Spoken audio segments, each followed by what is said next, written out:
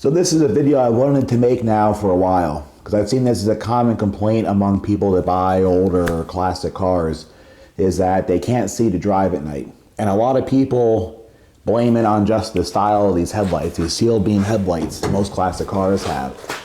And actually they kind of get a bad rap. There's a few things you can do to brighten them up, and actually when they're used as intended, they're actually very bright. To me, you can see very well with them. But I'll go through some of the problems you might be having and some of the solutions you might want to look into.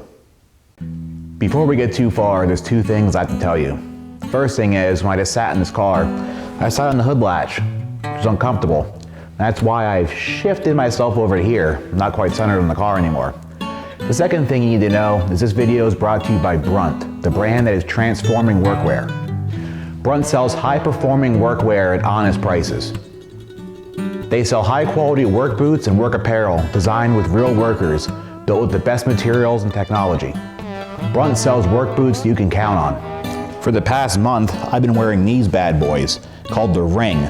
They're obviously a black boot with a composite toe, and I've been wearing them every day to my job as an auto mechanic. Main reason I chose these was because if I did get a pair of brown boots, they would be black anyway after a few weeks. So far, I'm very impressed by these suckers right here. I was never much of a boot person. I always wore like old skater shoes, or I don't know, like work shoes they want to call it, including some that were supposedly like non-slip for cooking in mechanic environments. And I'd still slip on wet floors and oil and stuff like that. And it hasn't happened once in these, even in winter. So I'm pretty impressed. It's also nice to come home every day and not have your feet be in excruciating pain. Brunt sells directly to you with no middleman. All shipping and returns are free as well. Doesn't perform to your standards? Just return your purchase within 30 days for a full refund. Get $10 off your order today and a free 30-day trial by going to the link in the description, or possibly in an overlay in this video right now. So the first thing to mention is probably what I'm even talking about when I say sealed beam headlights.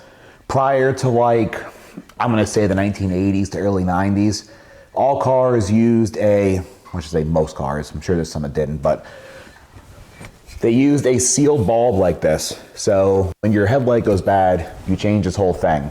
They come in a variety of shapes and sizes. This is one of the more common ones. It's a 4x6 square. I think it's a 60-54 bulb. Here's a 6-inch round. It's a 60-24 bulb.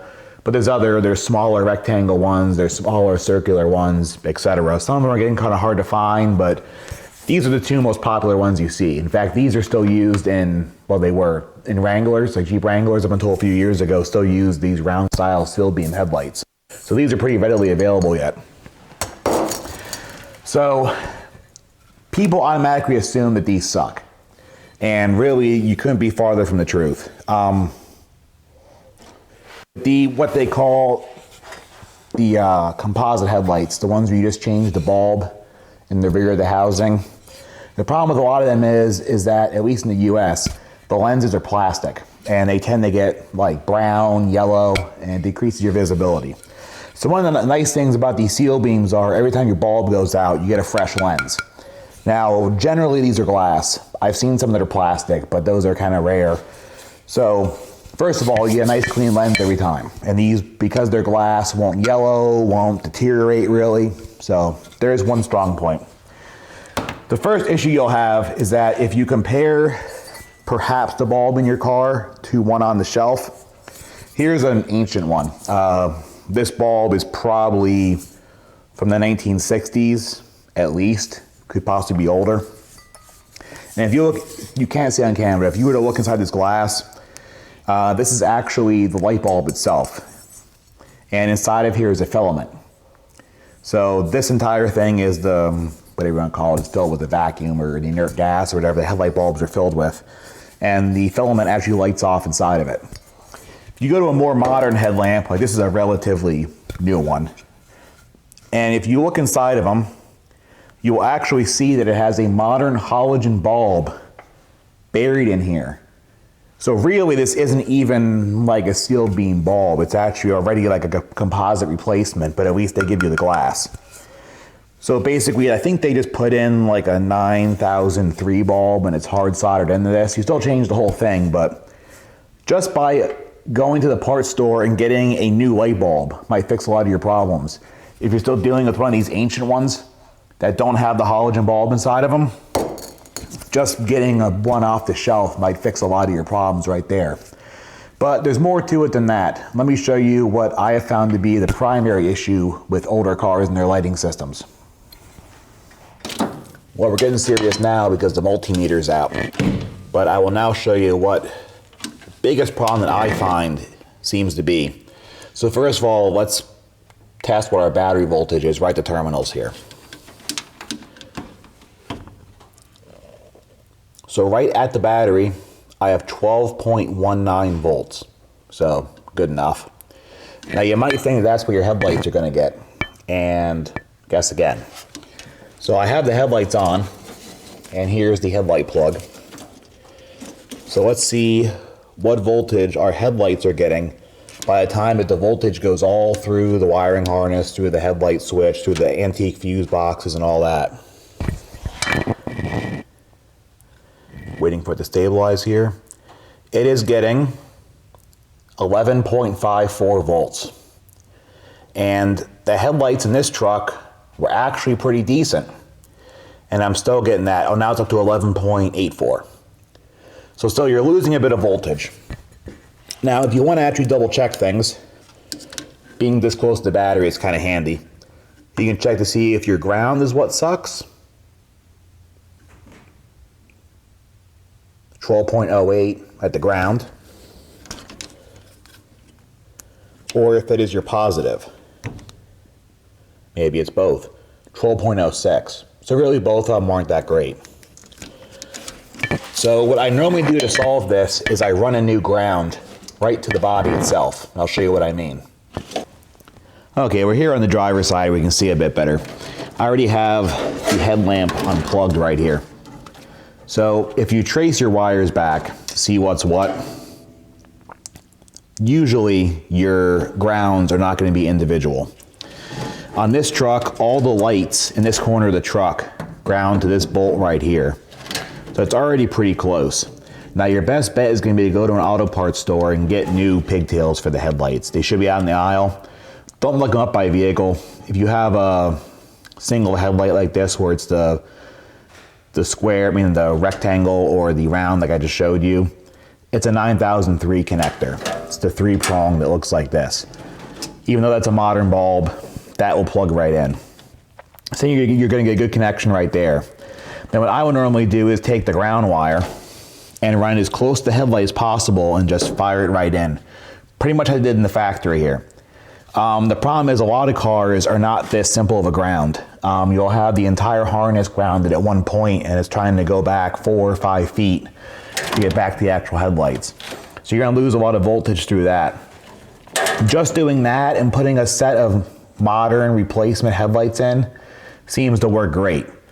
You can also get like a Silver Star or something like that, like a higher performance seal beams, and you'll be surprised at how bright they actually are.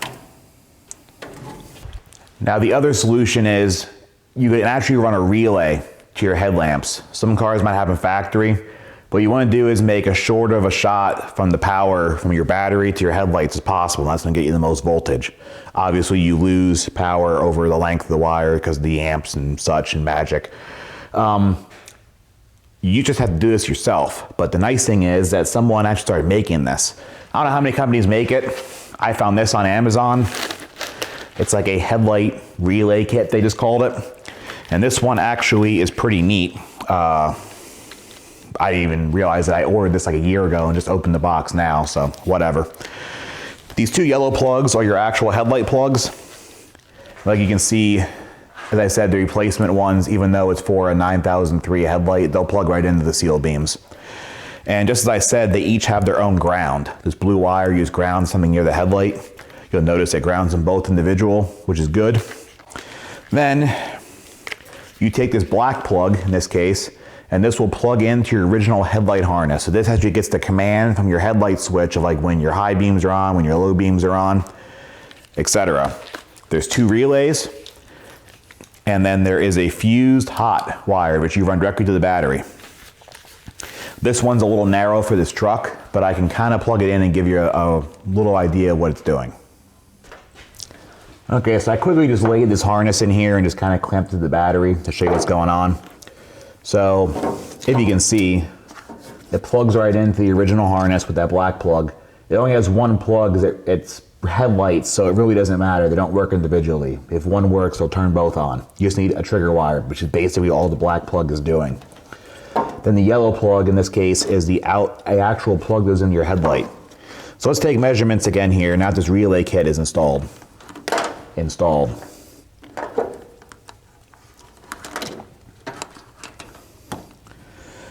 So our battery voltage is 12.16 right now at the battery with the headlights on. And now at our new headlight plug, it is 12.16. So using this kit, there is absolutely no voltage loss to the headlights at all. So here's the reason why this works. Like I said, the shorter run of wire you have to your headlights, the better. In these older vehicles, your power, say, comes off your battery, in this case the GM, so it goes to your starter, then into the interior to the fuse box, and then it's separated out. In this vehicle, for example, it will actually run from the fuse box through the headlight switch and then back out the headlights. So by the time your power gets from your battery or from your alternator to your headlights, it's going through easily 20 feet of wiring, which at this point is now 30 or 40 years old. So obviously you're losing some efficiency just because of the deterioration of the wiring. It was probably never that great to begin with. So what these relays do is, in case you didn't know, a relay is basically a remote actuated switch. So this will take power in this case in the red wire, and you'll have an output, which in this case is what's called the yellow plug. And the relay gets grounded by itself, and then you'll have a trigger wire. The trigger wire in this case will be your old headlight output. So when you turn the headlight switch on, you're putting 12 volts through to either the low beam or the high beam in the plug, which will actually switch these relays. And these relays will allow power to go directly from your battery through the relay to your headlight without going through the whole vehicle and through the maze. So what the relay, the purpose of it is actually shorten basically the distance the power has to go. If you have these under your hood, you can switch these remotely and basically have a few feet of wiring or a few inches instead of it running through all kind of nonsense. Most modern cars use relays for all kind of stuff. So that's what this kit does. If I can even still find it, because like I said, I bought it a long time ago. I'll try and post the Amazon link. It was pretty cheap. Who knows what it is now. But if you look up basic relay wiring and have some sense, I mean, you can figure out how to do this on your own too. These are two just universal, generic 40 amp relays you can get at any parts store all over the internet. And it's just 4 wires. So I mean, if you want to design this on your own, you can probably do it a little bit cheaper. I just ordered this just because I stumbled upon it and wanted to see. And it looks like it'll work pretty good. The only thing is that it's a little too narrow for this truck. I have to lengthen the driver's side harness by like a foot. But you know, this is a pretty big like radiator support. If most cars probably won't be this big. So if this still isn't bright enough for you, I'll show you what the next step is. So this is what is commonly referred to as an H4 conversion. These have been out for years and years and years everywhere. But some things you should know good and bad about them. First of all, most of these are plastic. Everyone was all fired up to put these things in their cars years ago. And like I said, they had a plastic lens on them. Then you put a modern 9003 bulb in the back right there. And it's like, cool, I have modern car headlights. Those things sucked. They worked much worse than the seal beam bulbs did, but everyone thought they were actually upgrading their car, and actually they weren't. So what has come out, at least somewhat recently, is they make glass ones. Maybe they always did. I don't know. Most of the ones I saw were plastic, but these are readily available now. Same thing in the common replacement sizes I talked about. Here's a 6-inch round. Here's a 4x6 square. Also glass. So that's the important thing you have to get. Do not get the plastic ones. Then, instead of putting an H4 bulb in our 9003 halogen bulb, because that's going to give you the exact same thing as just going to the parts store and buying the bulb to start with. You're not going to get any more power out of it or anything like that. What you can do is bust out my favorite, which is the cheap Chinese LED bulbs. And you can slam these in the back. Here's a 9003 LED. Boom, look at that. Now you have a 6-inch round LED headlamp, which will, trust me, shine a lot of light. Now, I know Holley sells their retro bright headlights now. People are gonna say like, hey, the pattern's bad on these cheap bulbs and on these reflectors and stuff. Here's the thing, what I'm holding in my hand right now is probably about 30 bucks. And I know those Holley ones are nice, but they're significantly more than that. So if you can deal with having a slightly weird beam, this is probably the way to go. Now, just do research on your car, what bulb you take. Like I said, make sure you get a glass one. They also make these drop-in LED versions where the LEDs are integrated into these, and they come in all kind of god-awful, disgusting, tasteless designs that everyone loves. Oh look, man-made horror is beyond my comprehension. That's not me. These, when they're off at least, will look like a glass bulb. Look nothing unusual, not like you hit up eBay with a gift card and just went nuts. So like I said, they make these in every shape and style. Most of them take a 9003 bulb. It's your choice which ones you want to use. But I'll show you how these look once I install them in the truck, because this is what I'm actually going with.